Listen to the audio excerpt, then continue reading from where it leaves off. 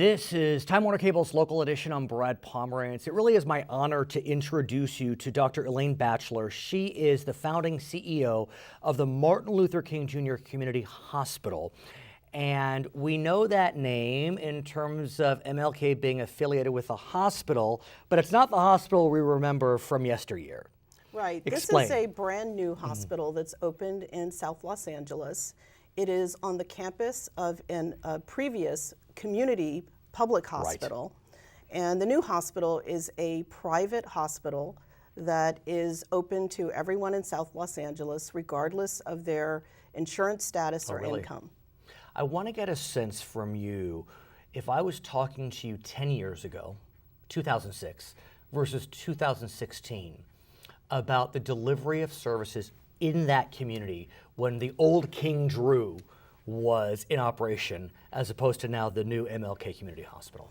So obviously, after the old hospital closed in 2007, the community was left with a significant gap in care.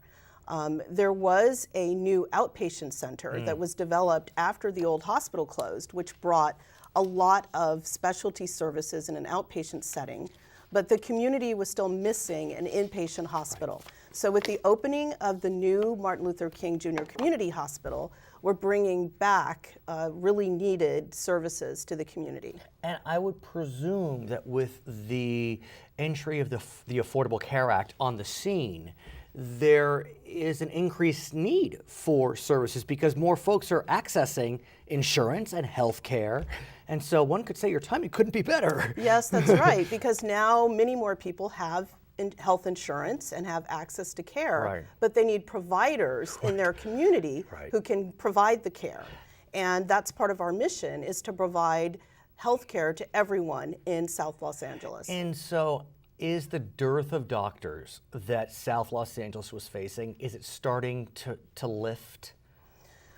Lifting South Los Angeles and filling the gap in physicians is part of the mission of our hospital and is part of improving the health of that community.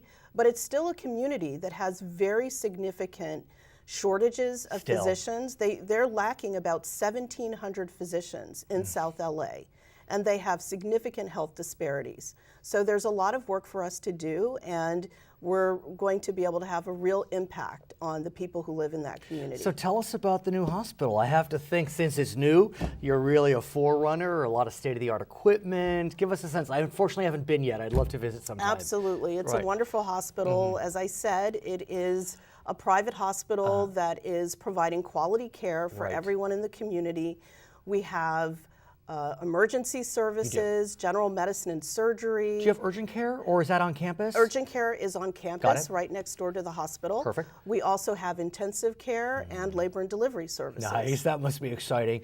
So how can someone access the services of MLK Community? Because when you hear private, folks can get nervous. They think, well, it's not a public hospital. Will you take Medi-Cal or We whatever? take everyone. So all patients have to do is either walk into the hospital to our emergency department, or their physicians can refer them for care at the hospital. But we're open to everyone, regardless of whether they have private insurance, Medi-Cal, or no insurance. And we're a safety net hospital, which means we're there to serve everyone. Any affiliations?